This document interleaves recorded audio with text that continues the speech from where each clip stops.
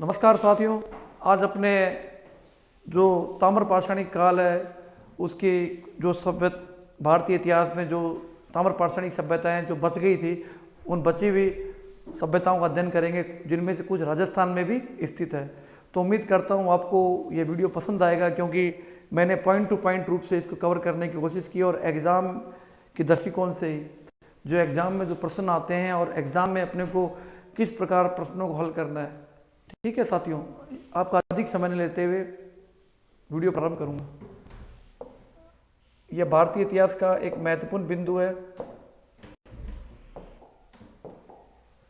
गिलुंड, अपने बात करेंगे गिलुंड की।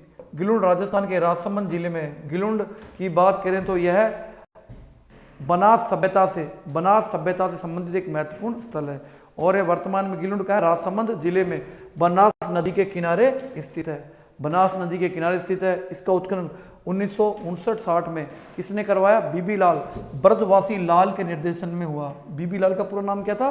ब्रजवासी लाल के निर्देशन में हुआ। कब हुआ? 1959-60 में। अब बात करेंगे, देखो ताम्रपाषाण संस्कृति के लोग पकी हुई ईंटों का प्रयोग बहुत ही कम करते थे। यदि प्रश्न बन जाए, ये आईएएस में आया हुआ कथन के रूप में, ताम्रपाषाणिक संस्कृति के लोग बहुत ही कम पकी हुई ईंटों का प्रयोग करते थे। अधिकांश तो वह कच्ची ईंटों का ही प्रयोग करते थे।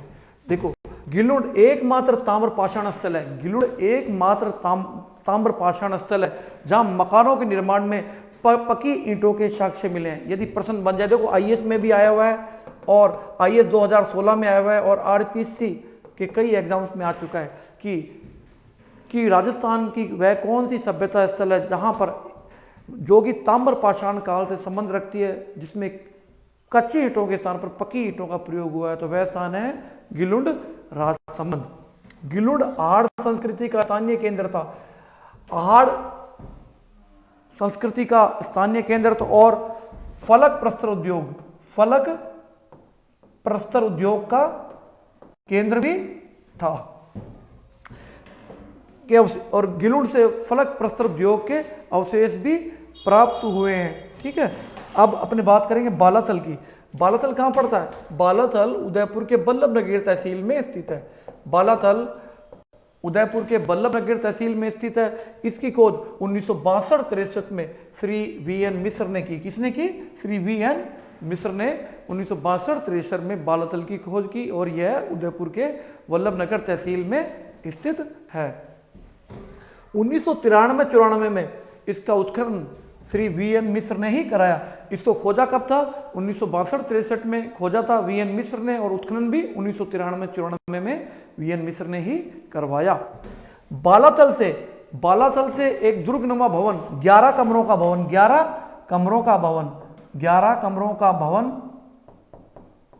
एक दुर्गनुमा भवन जिसको 11 कमरों का भवन बोलता है, वो मिला है और कुष्ठ रोग का शुरुआती प्रमाण भी मिला है। यदि पूछ ले राजस्थान की किस सभ्यता से कुष्ठ रोग के शुरुआती जो बीमारी थी, इसके लक्षण मिले, तो कहां से मिले? बालाथल उदयपुर से। देखो आगे बढ़ेंगे साथियों, अब बात करेंगे मालवा संस्कृति की। मालवा संस्कृति की बात करेंगे सबसे पहले तो उसका कालक्रम, जो कि बहुत इंपॉर्टेंट है।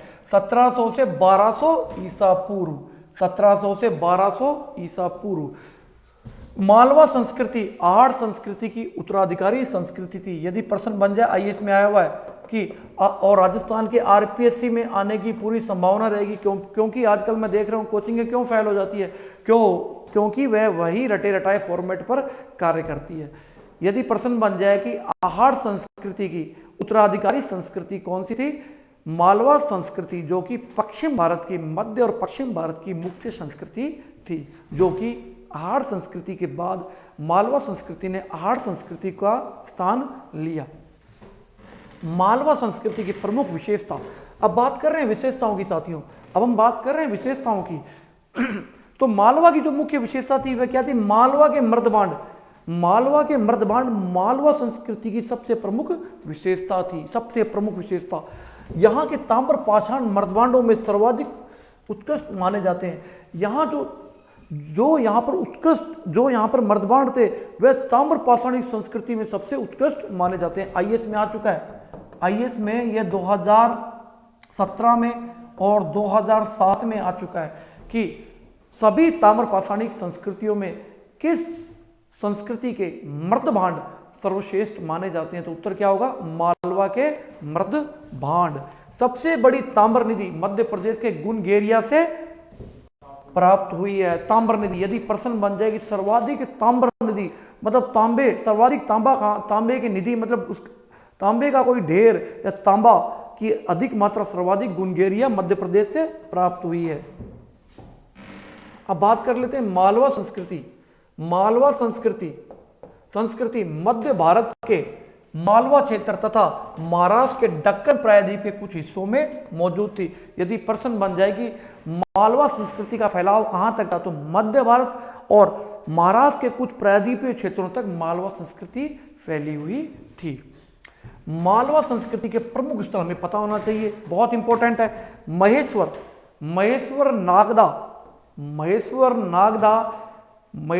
नागदा, एरण कायथा, नवादा टोली और नारदी, ये सब मालवा।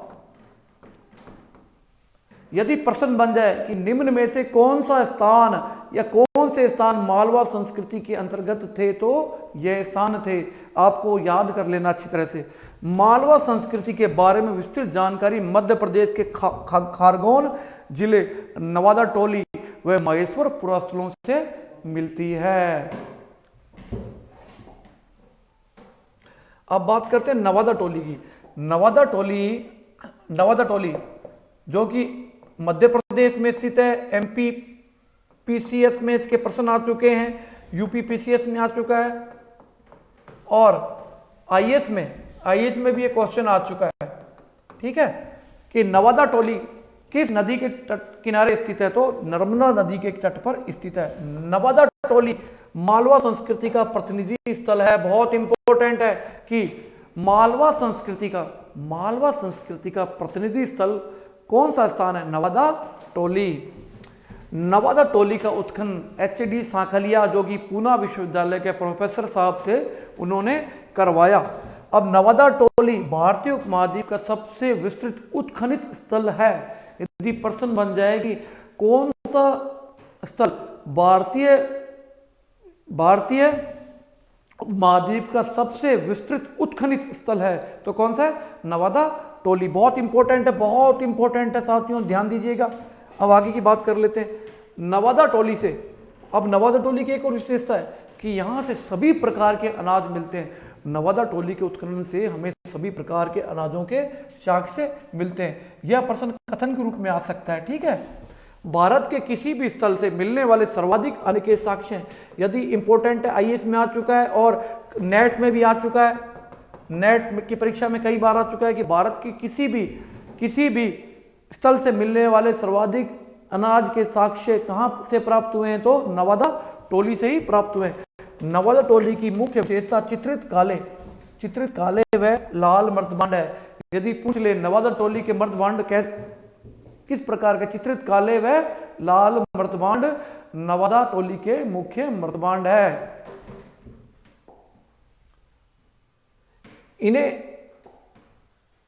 इन्हें विशिष्ट प्रकार के लाल पालिश, इनमें जो है विशिष्ट प्रकार के लाल पालिश वाले मर्दभांड भी है, जिन्हें काले रंग के आकृतियों से सजाया गया है। लाल मर्दभांड है, लाल पालिश वाले मर्दभांड है। जो मर्दभांड है वह लाल पालिश वाले हैं, उन्हें काले रंग के आकृतियों से सजाया गया है और यह मालवा मर्दभांड कहलाता है। यदि प्रश्न बन जाए मालवा मर्दभांड क्या है, तो लाल पालिश वाले मर्दभांड है जिन्हें काले रंग की आकृतियों से सजाया गया है, वह मालवा मर्दभांड है। साथियों, अब अपने आगे बढ़ते हैं कायथा पर।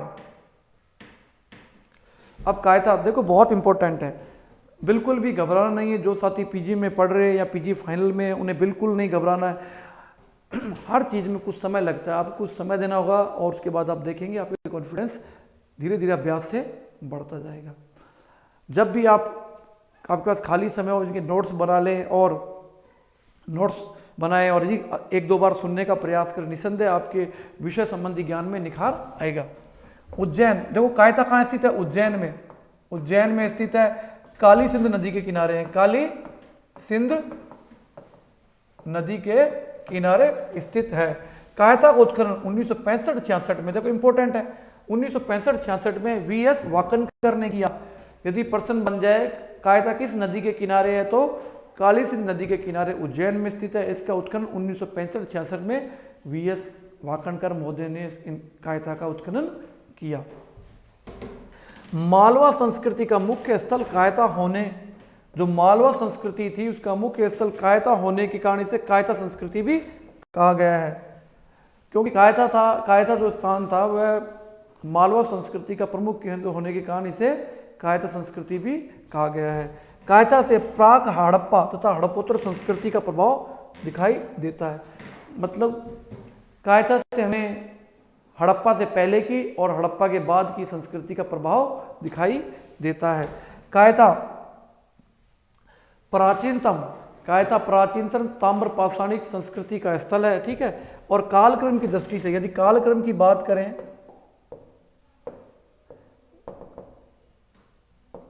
तो सबसे पहले कायता के बाद आहाड़, सबसे पहले कायता। यदि कालक्रम की बात करें ऊपर से नीचे की ओर, सबसे पहले कायता के बाद आहाड़, फिर मालवा, फिर जोरवे, याद कर लेना है। यदि ऊपर से नीचे से पूछे तो नीचे से ऊपर पूछे जोरवे, मालवा, आहाड़ और कायता। यदि नीचे से ऊपर पूछे तो कायता, आहाड़, मालवा और जोरवे। मालवा देखो और इंपॉर्टेंट प्रश्न है, देख लो। मालवा तथा मध्य भारत की कायता एवं एरण की बस्तियां ताम्र पाषाण काल की सबसे प्राचीन बस्तियां। यदि प्रश्न बन जाए, आईएएस का प्रश्न है, यदि प्रश्न बन जाए मध्य भारत की कौन सी बस्तियां जो सबसे प्राचीन समय की ताम्र पाषाण बस्तियां, तो कायता एरण बस्तियां सबसे प्राचीन बस्तियां हैं। अब बात करते हैं जोरवे संस्कृति की। जोरवे संस्कृति की बात करते हैं, बहुत इंपॉर्टेंट है।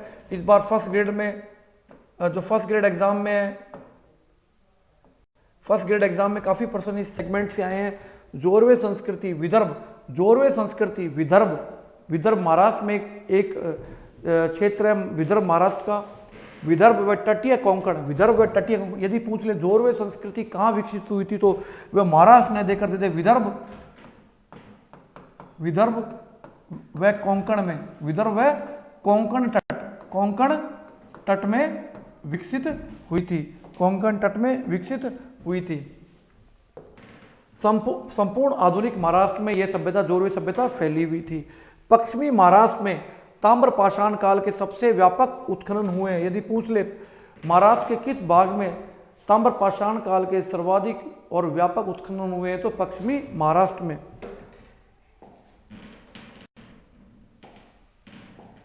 देखो साथियों, अपने को कोई भी चीज में परिपूर्णता प्राप्त करने के लिए निरंतर मेहनत की आवश्यकता होती है।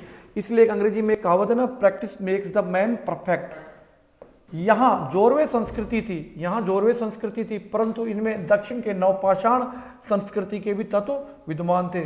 जो महाराष्ट्र में जोरवे संस्कृति फैली हुई थी, उसमें जोरवे संस्कृति के साथ साथ दक्षिण के नवपाषाण संस्कृति के भी तत्व विद्यमान थे। आइए इसमें आया हुआ क्वेश्चन है कि दक्षिण भारत की कौन सी संस्कृति जिसमें खुद की संस्कृति के तत्व तो थे ही थे, साथ में नवपाषाण संस्कृति के तत्व भी विद्यमान थे, तो उत्तर क्या होगा? जोरवे संस्कृति। नेट में आया हुआ है पहले 2 बार, ठीक है। अहमदनगर में जोरवे कहाँ है? अहमदनगर में जोरवे, नेवासा, दमोवाद, ठीक है। यदि पूछ ले जोरवे कहाँ स्थित है, जोरवे अहमदनगर में। जोरवे, नेवासा और दमोवाद कहाँ है? अहमदनगर में। पुणे में चंदोली, सोनगांव, इनामगांव, नंदुरबार, रबार में, ठीक है। प्रकाश तथा नासिक में जोरवे संस्कृति के प्रमुख स्थल थे। जोरवे संस्कृति यद्यपि ग्रामीण थी, फिर भी कई बस्तियां जैसे देमाबाद, जोरवे संस्कृति थी, अधिकांश वे ग्रामीण थी, किंतु कई स्थल देमाबाद जैसे जो स्थल थे वह नगरीकरण की अवस्था तक पहुंच गए थे। महाराष्ट्र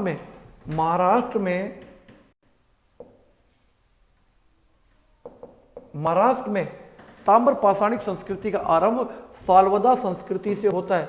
यदि प्रश्न बन जाए कि महाराष्ट्र में ताम्र पाषाणिक, महाराष्ट्र में ये MHPCS मतलब महाराष्ट्र PCS में आ चुका है कि महाराष्ट्र में सवालदा संस्कृति का प्रारंभ कहाँ से होता है? तो ताम्र पाषाणिक संस्कृति का आरंभ सवालदा संस्कृति से होता है। सवालदा संस्कृति का उत्खनन S.A. सली ने किया, S.A. सली महोदय ने किया। सालवदा कहाँ पे स्थित है? महाराष्ट्र के धुले जिले में तापी नदी की घाटी में या बेसिन में स्थित है। तापी और नर्मदा नदी हम जानते हैं ना, उनमें की जो सहायक नदी है उनमें से एक तापी नदी है। तापी नदी कहाँ है? धुले में जो बहती है, धुले में जब तापी नदी बहती है तो वहां पर ही सलवदा संस्कृति का उद्गम हुआ। सलवा संस्कृति की खोज S.A. सली महोदय ने की और महाराष्ट्र में ताम्र पाषाणिक संस्कृति का विकास सलवदा संस्कृति से ही प्रारंभ होता है। अब जोरवे संस्कृति गोदावरी परवरा नदी के क्षेत्र में पनपी। यदि पूछ ले जोरवे संस्कृति कहाँ पनपी? जोरवे संस्कृति गोदावरी और परवरा गोदावरी की सहायक नदी के किनारे पनपी। जोरवे नामक स्थान महाराष्ट्र में गोदावरी की सहायक नदी परवरा के दाहिने किनारे पर स्थित है। यदि पूछ ले परवरा नदी की सहायक नदी परवरा नदी जो उसकी सहायक नदी है उसके किस किनारे पर जोरवे का संस्कृति का विकास हुआ या विकसित हुई, तो उत्तर क्या होगा? दाहिने किनारे। जोरवे खुदाई हसमुख धीरज भाई साकलिया मतलब H.D. साकलिया महोदय ने करवाई और उनके साथ कौन थे? शांताराम भालचंद्र देव उनके सहयोगी थे।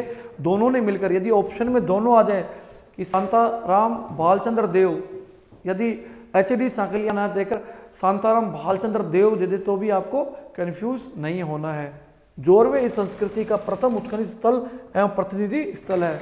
जोरवे जो इस संस्कृति है इसका प्रथम उत्खनित स्थल व प्रतिनिधि स्थल है।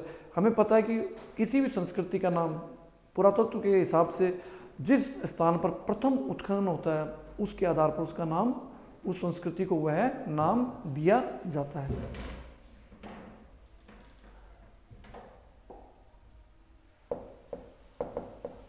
आवासीय बस्तियों एवं समाधान से ऐसा लगता है कि जोरवे संस्कृति में असमानता का क्रम आरंभ हो चुका था। आवासीय बस्तियों में समाधान से ऐसा लगता है कि वहाँ पे जोरवे मतलब जो आवास बने हुए थे उस प्रकार के बने हुए थे कि उनको देख के लग रहा था कि वहाँ पे असमानता का प्रारंभ हो चुका था। यदि प्रश्न बन जाए कि भारत की किस संस्कृति से वहाँ बने आवासों के आधार पर यह इस बात का आभास मिलता है कि वहाँ असमानता का क्रम विकसित हो चुका, तो उत्तर क्या होगा? Jorwe.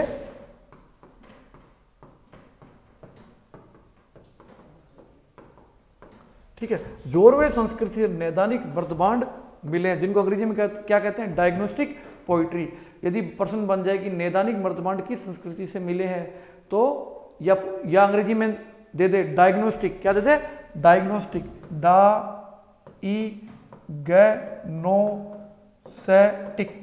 Diagnostic poetry diagnostic poetry कहाँ से मिली है? तो जोरवे से मिली है।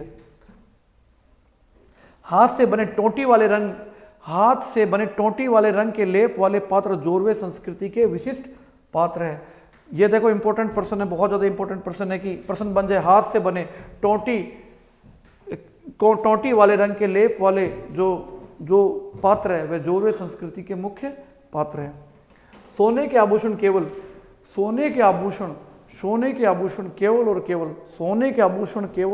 जोरवे संस्कृति में ही मिलते हैं। ध्यान देने योग्य बात है। यदि पूछ ले किस ताम्र पाषाणिक स्थल से सोने के साक्ष्य मिले हैं तो वह एकमात्र स्थल जोरवे है। जोरवे से ही केवल ताम्र पाषाणिक स्थल, ताम्र पाषाणिक स्थल, तो उत्तर क्या होगा? जोरवे।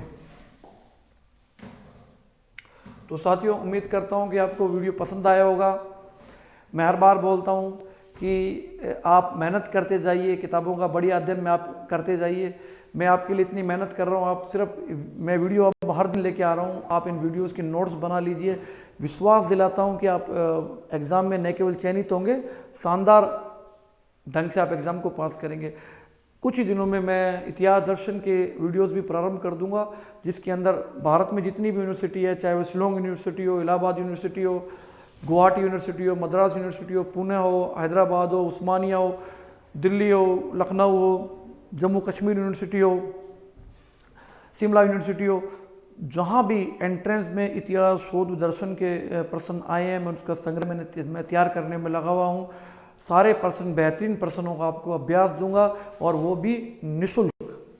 तो साथियों, उम्मीद करता हूँ कि आप मेरे साथ बने रहेंगे, अपने जल्दी इतिहास दर्शन को भी प्रारंभ करेंगे और विश्व इतिहास को भी अपने एक रोचककारी तरीके से पढ़ेंगे, ताकि आप के जो सपने हैं, स्कूल व्याख्याता, असिस्टेंट प्रोफेसर और अन्य ढेर सारे एग्ज़ाम, आप उस सपने को पूरा कर सकें। उम्मीद करता हूँ आपको वीडियो पसंद आया होगा। अधिक से अधिक लाइक व शेयर व कमेंट करें, जिससे कि मेरा उत्साह बना रहे।